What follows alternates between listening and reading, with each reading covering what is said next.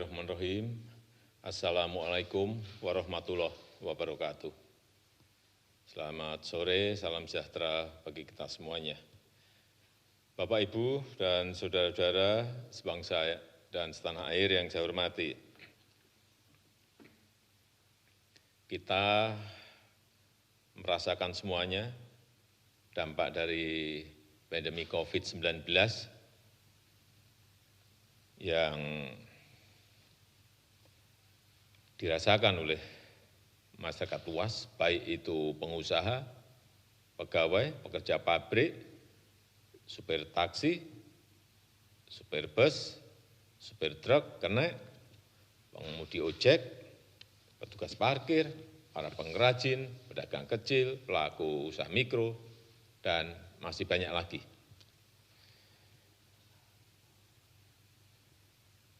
Oleh sebab itu, pemerintah ingin memberikan perhatian besar dan memberikan prioritas utama untuk menjaga pemenuhan kebutuhan pokok masyarakat dan meningkatkan daya beli masyarakat di lapisan bawah.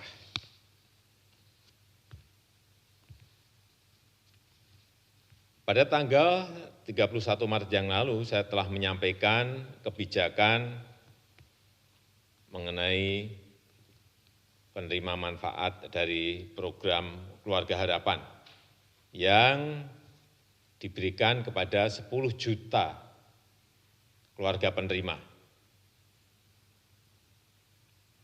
Jumlahnya, total anggarannya adalah 37,4 triliun rupiah.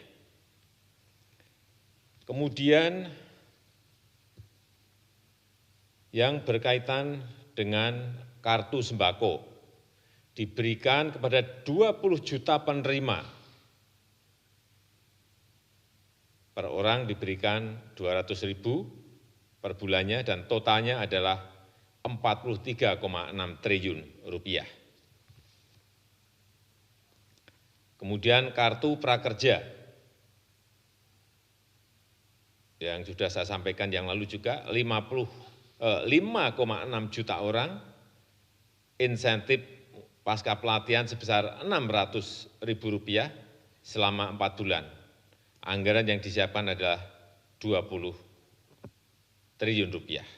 Kemudian juga pembebasan tarif listrik 450 VA dan diskon tarif listrik untuk 900 VA, yang tadi yang 450 VA 24 juta pelanggan dan yang 900 VA 7 juta pelanggan. Anggaran yang disiapkan adalah 3,5 triliun rupiah.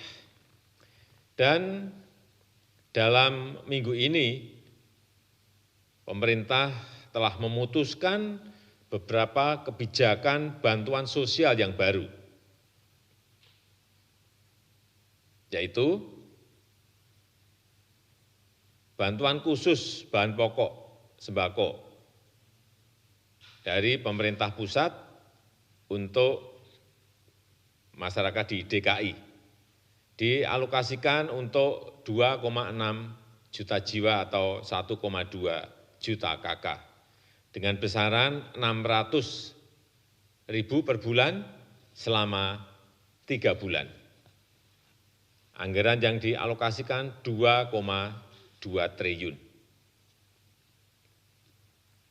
Kemudian bantuan sembako untuk wilayah Bogor, Depok, Tangerang, dan Bekasi diberikan kepada 1,6 juta jiwa atau 576.000 KK sebesar 600.000 per bulan selama 3 bulan dengan total anggaran 1 triliun rupiah. Untuk masyarakat di luar Jabodetabek akan diberikan bantuan sosial tunai kepada 9 juta KK yang tidak menerima bansos PKH maupun bansos sembako. Sekali lagi, kepada 9 juta KK sebesar 600.000 per bulan selama 3 bulan dan total anggaran yang disiapkan adalah 16,2 triliun rupiah.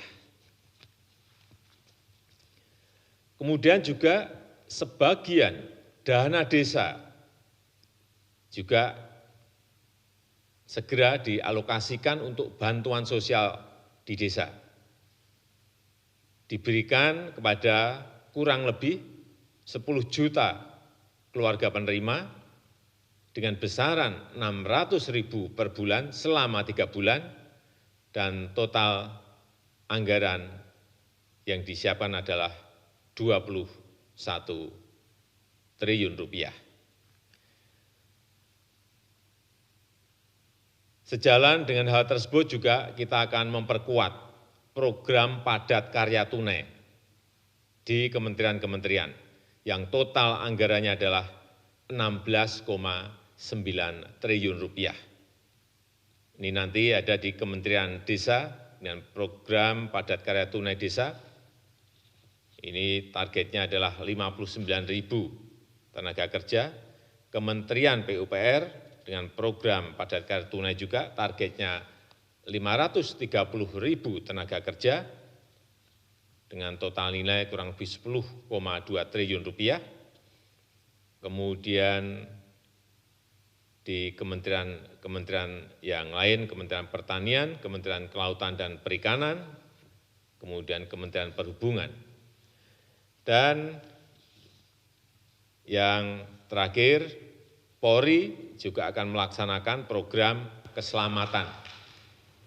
Ini seperti program Kartu Prakerja, namanya program keselamatan oleh Polri, yang mengkombinasikan bantuan sosial dan pelatihan. Targetnya adalah 197.000 pengemudi taksi, sopir bus atau truk, dan kernet akan diberikan insentif 600.000 per bulan selama 3 bulan. Anggaran yang disiapkan di sini adalah sebesar 360 miliar. Bapak, Ibu, dan saudara-saudara yang saya hormati, saya rasa itu yang bisa saya sampaikan pada kesempatan yang baik ini. Pemerintah akan terus berupaya untuk menyisir lagi anggaran-anggaran yang tersedia untuk menambah lagi bantuan sosial, memperluas peluang kerja bagi masyarakat di lapisan bawah untuk program padat karya. Kita harus sadar bahwa tantangan yang kita hadapi tidak mudah, kita harus hadapi bersama-sama. Saya mengajak para pengusaha untuk berusaha keras mempertahankan para pekerjanya, dan saya mengajak semua pihak untuk peduli kepada masyarakat yang kurang mampu. Dengan bergotong royong secara nasional, kita bisa mempertahankan capaian pembangunan dan memanfaatkannya untuk lompatan kemajuan. Dan sekali lagi saya ingin memberikan apresiasi yang tinggi kepada seluruh jajaran yang bergerak di depan dalam hal ini, dokter, para perawat, tenaga medis yang berada di rumah sakit dalam kita berperang melawan COVID-19 ini. Saya memberikan apresiasi yang tinggi, dan itu yang bisa saya sampaikan pada kesempatan yang baik ini. Terima kasih. Wassalamualaikum warahmatullahi wabarakatuh. Baik Pak, selamat siang. Sudah ada beberapa pertanyaan dari wartawan yang sudah masuk. Yang pertama dari Hani dari LKBN Antara. Pertanyaannya adalah bagaimana sebenarnya kebijakan mudik? Pemerintah terkesan tidak tegas dan tidak satu suara dalam menentukan kebijakan soal boleh tidaknya mudik.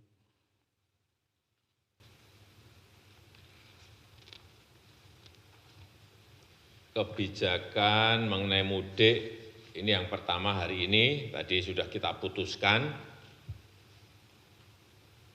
bahwa untuk ASN, TNI dan Polri, serta pegawai BUMN dilarang mudik.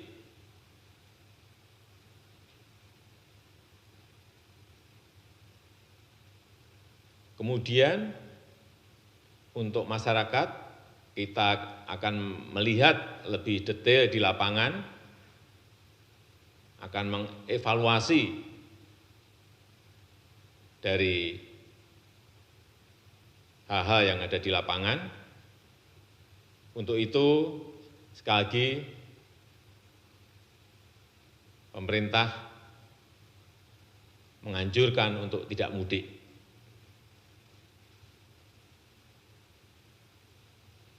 Dan tadi sudah saya sampaikan bahwa penyaluran bantuan sosial khususnya di Jabodetabek kita berikan ini untuk agar warga mengurungkan niatnya untuk mudik. Kemudian juga transportasi umum juga akan kita batasi kapasitasnya. Kemudian yang memakai kendaraan pribadi juga akan kita batasi dengan pembatasan kapasitas angkut mobil dan motor. Baik, berikutnya yang kedua Pak, dari Dimas Jarot dari katadata.co.id. Terkait dengan bansos yang akan diberikan pemerintah bagi warga Jabodetabek, bagaimana memastikan warga tidak mudik ketika sudah menerima bansos? Apakah akan ada sanksi jika warga tersebut tetap mudik walau sudah menerima bansos? Ya, tadi sudah saya sampaikan bahwa bantuan sosial khusus untuk Jabodetabek ini agar warga tidak mudik. Tetapi sekali lagi nanti akan ada evaluasi dan kemungkinan juga bisa kita akan memutuskan hal yang berbeda setelah evaluasi di lapangan itu kita dapatkan. Tetapi memang perlu saya sampaikan bahwa dari awal pemerintah sudah melihat bahwa mudik lebaran ini bisa menyebabkan meluasnya penyebaran COVID-19 dari Jabodetabek ke daerah-daerah tujuan. Tapi pemerintah juga mengkalkulasi bahwa ada dua kelompok pemudik yang tidak bisa begitu saja kita larang-larang. Karena ada juga yang pulang kampung karena alasan ekonomi. Yang kelompok pertama, warga yang terpaksa pulang kampung karena masalah ekonomi setelah diterapkannya pembatasan sosial, sehingga penghasilan mereka turun atau bahkan tidak memiliki pekerjaan dan tidak memiliki penghasilan. Kelompok yang kedua adalah warga yang mudik karena tradisi yang sudah puluhan tahun kita miliki di negara kita Indonesia. Jadi sekali lagi, pembatasan mudik dan kemungkinan adanya larangan mudik itu akan kita putuskan setelah melalui evaluasi di lapangan yang kita lakukan setiap hari. Tetapi sekali lagi, bahwa larangan mudik untuk ASN, untuk TNI dan Polri, serta pegawai BUMN, serta anak perusahaannya, itu per hari ini bisa saya sampaikan. Baik, berikutnya yang ketiga, yang terakhir Pak, dari Liza Liputan6.com. Pak, kenapa aturan PSBB terlalu berbelit-belit dan birokratis? Sementara dalam kondisi pandemi virus corona seharusnya cepat mengambil keputusan. Saya kira kita semuanya dalam kondisi seperti ini jangan sampai mengambil keputusan itu salah. Semuanya harus hati-hati dan tidak gerusa-gerusu. Dan juga perlu saya sampaikan bahwa pelaksanaan PSBB ini tidak diberlakukan secara seragam di seluruh Indonesia, melainkan kita ingin melihat kondisi masing-masing daerah. Dan PSBB ini ditetapkan oleh Menteri Kesehatan Dan kita tahu bahwa keputusan memberikan PSBB atau tidak, baik itu yang berkaitan dengan peliburan sekolah, penutupan kantor, pembatasan kegiatan keagamaan, pembatasan kegiatan-kegiatan di umum, ini harus melihat beberapa hal, yaitu jumlah kasus yang ada, jumlah kematian di setiap baik kabupaten, kota maupun provinsi.